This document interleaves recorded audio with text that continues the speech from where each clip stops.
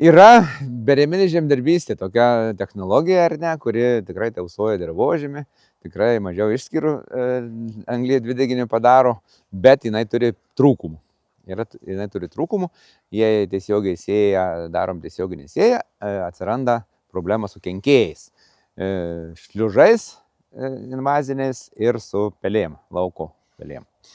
Tai šitam lauke ta problema, mes ją ir matom už nugaros, kadangi laukas yra išsilaikė ten tie pasėliai rapsų tik ten, kur buvo daugiau molioskocidų pabarstyta, o kur nespėjo pabarstyti arba kur mažiau pabarstė, vienu žodžiu, ten viską ir nugraužė. Į augalų mes neturim normalaus pasėlio, čia tam lauke ir nėra.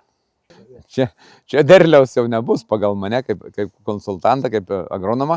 Va, ūkininkas pats galėtų nuspręsti, aišku, pas jį turbūt paklausit, bet čia technologiškai ir ekonomiškai neapsimoka tų rapsų jau ir palikinėti.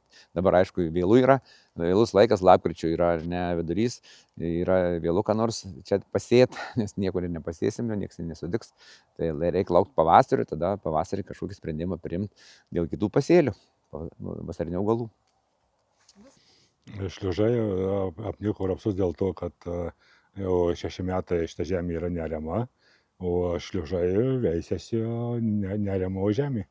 Pavasarį bus pasėta vasarinė javai, o kitiem metam bus, kur sėsiu rapsą, mėgysiu art, pažiūrėsiu, kaip gausis tada. Ne, jau iš šitų rapsų viskas, jau jie, kai sako, jau paaukoti.